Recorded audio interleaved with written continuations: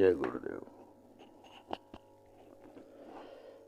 आज हम अध्यात्म सार के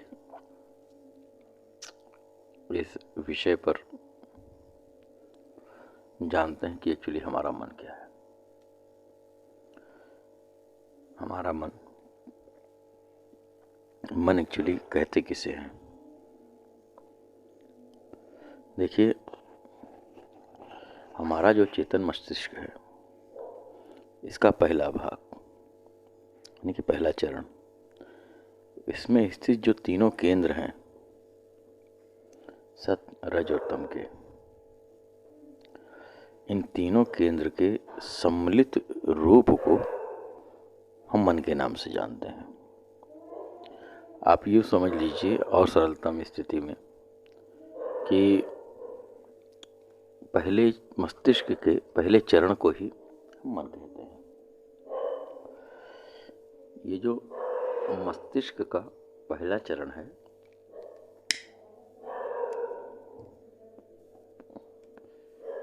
ये निरंतर गतिशील है, अस्थिर है। यही इसका गुण विशेष है। मुझे कभी कभी ये नहीं समझ में आता, लोग इस अस्थिर गुण वाले मन के रहते, इस मन के साथ साधना कैसे कर लेते हैं, योग कैसे कर लेते हैं, ध्यान कैसे कर लेते हैं, मंत्र जप कैसे कर लेते हैं, या दिगर साधनाएं कैसे कर लेते हैं।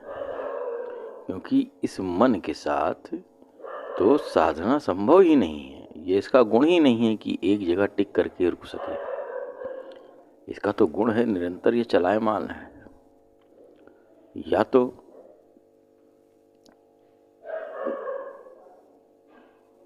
मन का ये गुण गलत है, या तो ऐसे लोगों का, ऐसे गुरुओं का या ऐसे शिष्यों का ये कहना गलत है कि वो ध्यान योग में इस मन के सहारे उतर गए। ये कतई संभव नहीं है। अब चाहे वो स्वयं को बेवकूफ़ बनाए या समाज को बनाए, ये संभव नहीं है।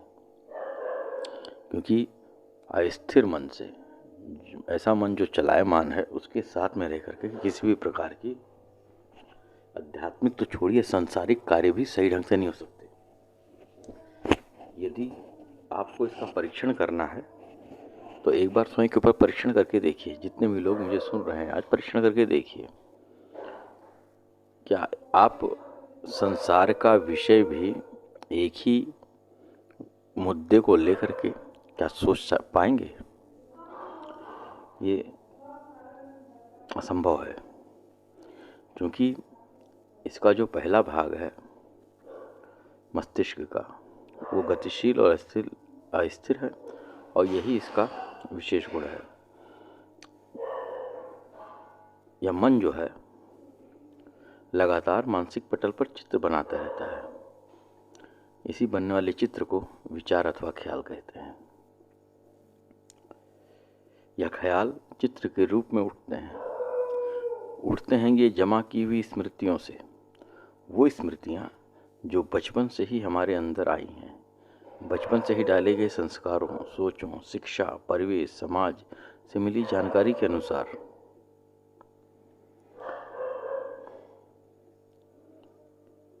ये जानकारियाँ, ये विचार आते रहते हैं। कभी कभी मुक्त इच्छा के प्रयोग से अथवा हमारी ज्ञानेंद्रियों की द्वारा ग्रहण की गए आवेगों के आधार पर यह विचारों को या ख्यालों को प्रकट कर देता है। इसको ऐसा समझिए कि अगर मैंने एक विल ली, एक इच्छा ली कि चलो मैं स्कूल के बारे में सोचूंगा। अब स्कूल के बारे में सोचूंगा, जैसे मैंने एक मुक्त इच्छा थी, तो मेरे दिमाग में मेरा स्कूल आ गया, मेरे दोस्तों का भी स्कूल आ जाएगा, और वो भी स्कूल आ जाएगा जहाँ पर मैं जाना तो चाहता था लेकिन जा नहीं पाया। तो जिन जिन स्कूलों के बारे में जानकारी होगी आपको, लगभग अधिकांशतः, सभी नहीं आएंगे, लेकिन उस वक्त जो आपका माइंडसेट होगा या हमारा माइंडसेट है, उस हिसाब से 2, 4, 5, 6 ये स्कूल आ जाएंगे। और या फिर ज्ञानेंद्रियों से प्राप्त आवेगों के द्वारा हमने आँखों से रसगुल्ले को देखा, हमारे आँखों ने उसको ग्रहण किया। अब तुरंत ही हमारे दिमाग में रसगुल्ला तो ही आ जाएगा। यदि रसगुल्ले के टाइप की कुछ और भी जानकारी हमारे दिमाग में है, हो सकता है कि सफ़ेद वाला काला जाम ख्याल में आ जाए, हो सकता है कोई और मिठाई आ जाए, हो सकता है हमने कहीं बैठकर रसगुल्ला कभी खाया हो, वो विचार आ जाए।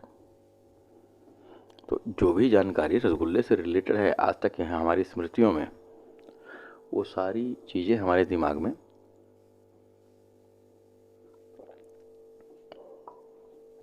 आ जाएंगी।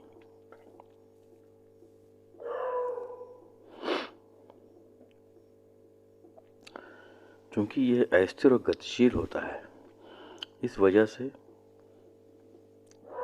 यह प्राथमिक विचार अथवा विषय पर नहीं रुक पाता। जिस मुद्दे को हम और आप सोचना शुरू करेंगे, ये इस पे टिका नहीं रह पाता।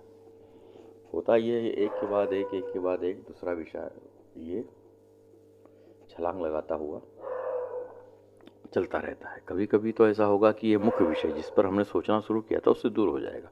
उदाहरण के लिए हमने रसगुल्ले की बात की, अब रसगुल्ले की बात हो सकता है कभी भविष्य में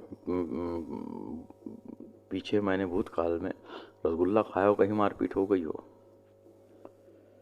अब तुरंत ही रसगुल्ले के साथ में, क्योंकि एक अनोखी घटना है मारपीट हो जाना रसगुल्ले के साथ में, वो याद आ जाएगी। और वो याद आने के बाद हो सकता है वो किसी लड़की की वजह से हो तो लड़की याद आ जाएगी। हो सकता है कि लड़की याद आ गई तो वहाँ पर ही मन नहीं रुकेगा, लड़की के साथ में जो मेरे समय बीते या मेरे दोस्तों के जो समय बीते वो याद आ जाए। उसी वक्त मैडम याद आ जाएंगी, मैडम याद आ जाएंगी, उसी वक्त ही रिज़ल्ट का याद आ जाएगा।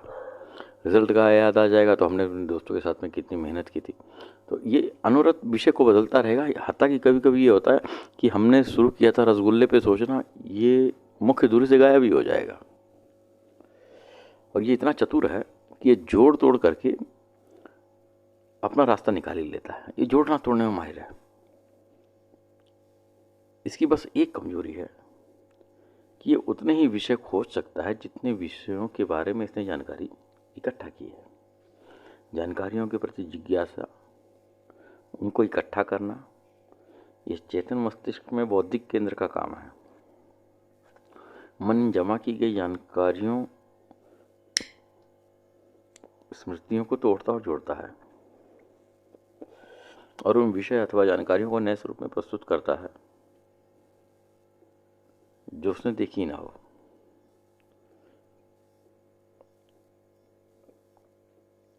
जैसे कि एक बात मैं आपसे खुला करना चाहूँगा, क्या आपने कभी उड़ता हुआ हाथी देखा है? उड़ता हुआ हाथी, आंख बंद करके देखिए, कभी आपने उड़ता हुआ हाथी देखा है? हाथी उड़ेगा कैसे? आसमान में हाथी उड़ेगा कैसे? आंख बंद करिए, देखिए हाथी कैसे उड़ रहा है। क्या आपने देखा उड़ते हुए हाथी को? आंख बंद करके उड़ रहा था ना। लेकिन उड़ता हुआ हाथी होता नहीं है। अब मैंने क्या किया, हाथी को ले लिया, लेकिन चूंकि हाथी को उड़ना है इसलिए पंख उसने गरुड़ का ले लिया, बड़ा पंख ले लिया। अब हाथी को पंख लग गए, हाथी उड़ रहा है, जबकि उड़ता हुआ हाथी कहीं नहीं है। तो इस तरीके से ये उन चीज़ों को भी प्रस्तुत कर देता है जो आज तक हमने देखी ना हो प्रत्यक्षता। 2 से 3 चीज़ों को जोड़ लेगा, उनको प्रेजेंट कर देगा और यहीं से भ्रमात्मक संसार की शुरुआत हो जाती है। यदि आप अपने मन को एक मुक्त इच्छा दीजिए, फ्री विल दीजिए कि उड़ने वाला घोड़ा, ये देखिए, आंख बंद करिए, ये मन देख लेगा उड़ने वाले घोड़े को। हालांकि आपने कभी उड़ने वाला घोड़ा देखा नहीं होगा।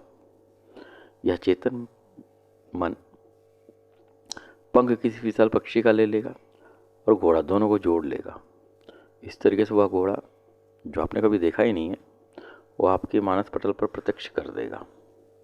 ये जोड़ तोड़ इसका गुण है। यही कारण है ऐसी बहुत सी चीज़ें जो हमारी गहरी रुचि से निकलती हैं, मेरी बात को समझिएगा, ऐसी बहुत सी चीज़ें जो हमारे गहरी रुचि से निकलती हैं, यह उन्हें प्रत्यक्ष कर देता है। धर्म पिपासु लोगों को जो प्रत्यक्ष दर्शन होता है उसका माध्यम भी यही है। अन्य धार्मिक लोग मेरी बातों को अन्यथा ना लें, लेकिन इसके पीछे का जो रहस्य वो यही है। मेरे कहने का तात्पर्य ये बिल्कुल नहीं है कि साधक जिन तत्वदर्शी महापुरुषों को देखते हैं वह गलत है। मैं ये नहीं कह रहा। मैं कह रहा हूँ कि धर्म पिपासु लोगों को प्रत्यक्ष दर्शन का माध्यम भी यही है।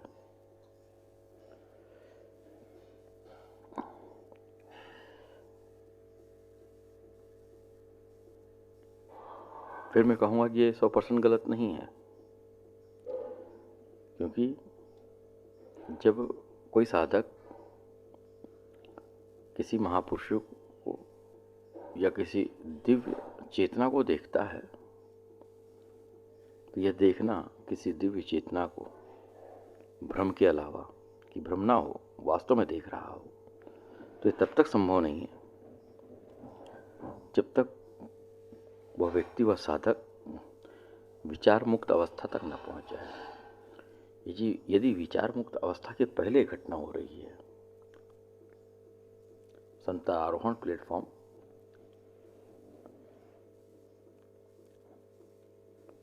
के बाद जो विचार मुक्त क्षेत्र आता है, यदि ये घटना वहां पहुंचने के पहले हो रही है तो ये सिर्फ और सिर्फ भ्रम है, इसके अलावा कुछ नहीं। यही वजह है धार्मिक कांडों में, लंबे लंबे अनुष्ठानों और में, धार्मिक कांडों में लंबे लंबे अनुष्ठानों और जप का विधान है। 1.25 लाख का जप, 16 लाख का जप, 14 लाख का जप। 99 मंत्र है, वो सिद्ध होगा 16 लाख पर। गायत्री मंत्र है, उसका पुनश्चरण 24 लाख का है। विष्णु मंत्र ओम नमो भगवते वासुदेवाय, उसका जप 8 लाख का है। ये पुनश्चरण है उसके,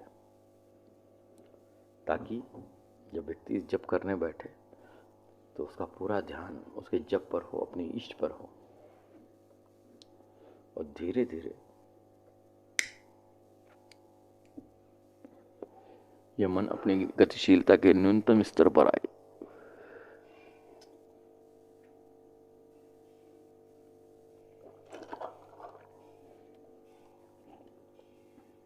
और यदि वो विचार शून्य अवस्था तक पहुंचने में कामयाब हो गया,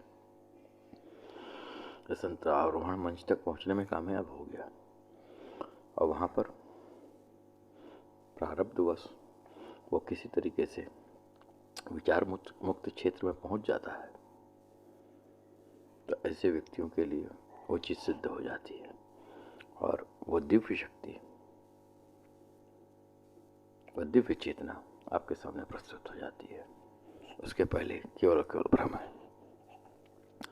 मानवों के चेतन मस्तिष्क की संरचना बड़ी ही जटिल है, इसलिए यहाँ सावधानी, सहजता और सजगता तीनों की आवश्यकता है। कोई भी व्यक्ति जो मुझे सुन रहा हो वो अपना परीक्षण कर सकता है, वो अपना परीक्षण कर सकता है और अपने चेतन मस्तिष्क के केंद्रों का अवलोकन कर तथा परीक्षण कर ये जान सकता है कि वास्तविकता क्या है। मैं यहाँ पर कोई भी चीज़ ऐसी नहीं बता रहा जो कि हाइपोथेटिकल, काल्पनिक हो। इसका प्रत्यक्ष प्रमाण स्वयं आप अपने अनुभव से कर सकते हो। यदि सामान्य जीवन में यह केंद्र संतुलित है तो यह समझा जा सकता है कि प्राप्त हुए अनुभव संभवतः भ्रम नहीं है। विचार मुक्त अवस्था के बाद मनुष्य का भेद ही समाप्त हो जाता है। तब एक मनुष्य दूसरे मनुष्य को अपने स्व से पराया नहीं समझेगा।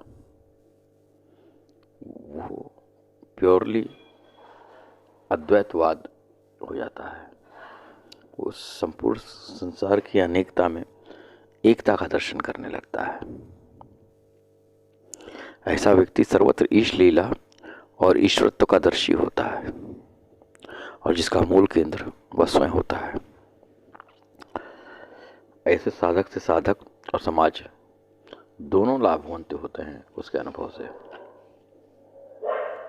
वह चेतन मस्तिष्क की जटिलता से ऊपर उठ जाता है, तब उसके समझ में आता है, तब उसके अनुभव में आता है जो पिंड में है वही ब्रह्मांड में है। जिस भी तत्व के प्रति तुम्हारे अंदर गहरी रुचि उत्पन्न होती है वह प्रकट हो जाती है, उसका अनुभव तुम्हें होने लगता है। परंतु ये होता तब है जब साधक ब्रह्मांडीय चेतना के स्तर तक पहुंच जाता है। उस समय सभी तर्क तथ्य से परे प्रकृति स्वयं अनुभव को उसके हृदय में उतार देती है। जो चेतन है उसका कभी क्षय नहीं होता, वह सदैव उपलब्ध होते हैं। केवल अपनी कम क्षमता के कारण हम उनका अनुभव नहीं कर पाते। यह विषय स्वयं आपके अनुभव में आएगा। यहाँ पर मैं कोई भी चीज़ ऐसी नहीं कहूँगा जो कि कपोल कल्पित हो, जो मेरे स्पर्श से होकर ना गुजरी हो। ये स्वयं आपके, मेरे कहने से ना मानिएगा, ना ना ना ना, ऐसा ना करिएगा कि पुराना बोझा उतार कर आपने नया बोझ अपने सर पर लाद लिया हो, ऐसा ना करिएगा। ये आपके स्वयं के अनुभव में आना चाहिए और ये आपके स्वयं के अनुभव में आएगा।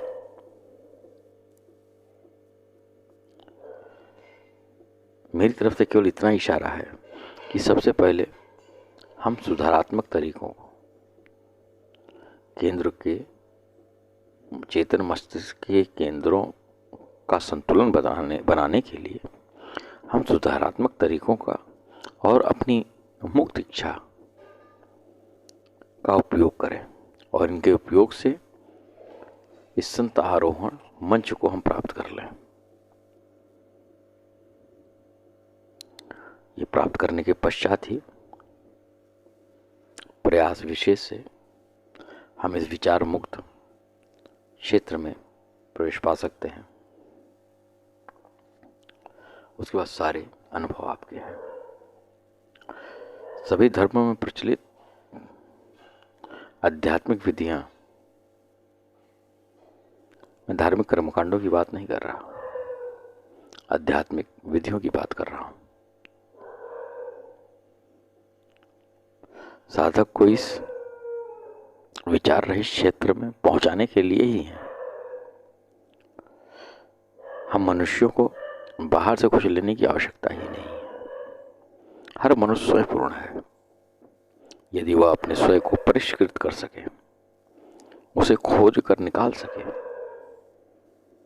संपूर्ण मानव प्रजाति के पास यही पहला भाग है, उसके चेतन मस्तिष्क का।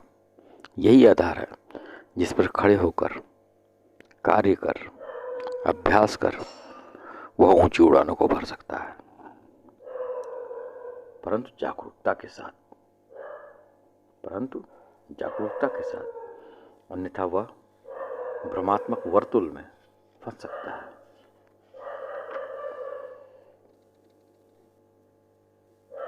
और यह चरण आवश्यक भी है। मस्तिष्क के पहले भाग का इतना उलझाव भरा होना यह आवश्यक भी है, क्योंकि मानव के पास एक क्षमता होनी चाहिए कि वह बर्दाश्त कर सके ऊर्जा के उस आवेग को जो उसे प्राप्त होगी विचार रहित क्षेत्र के बाद, चरण 2, 3, 4 में। प्रकृति वास्तव में ईमानदार है। यदि चरण पहले का इतना उलझाव, इतना असंतुलित सिस्टम ना हो और इतना दुरापूर्ण कार्य ना हो, तो मनुष्य अपने मस्तिष्क को इतना ट्रेंड ही ना कर पाएगा कि वो आगे भविष्य में आने वाली ऊर्जा को बर्दाश्त कर पाए। वो पागल हो जाएगा।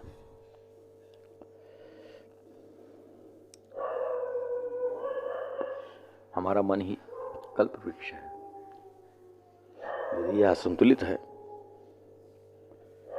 तो ये असंतुलित फल ही पैदा करेगा।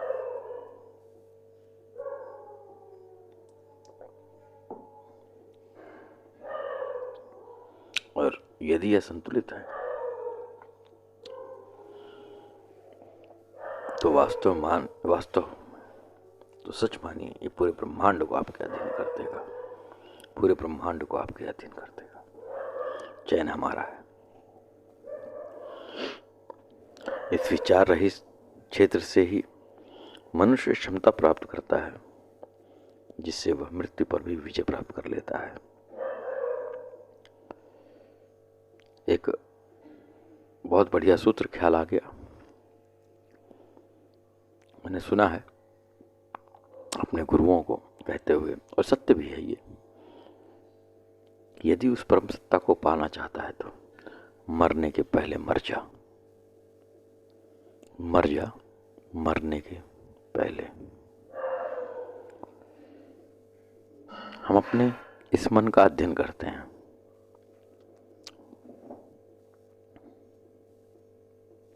हमें जो आज तक बताया गया है कि कुछ गुण अच्छे और कुछ गुण बुरे हैं, ये करना है, ये नहीं करना है,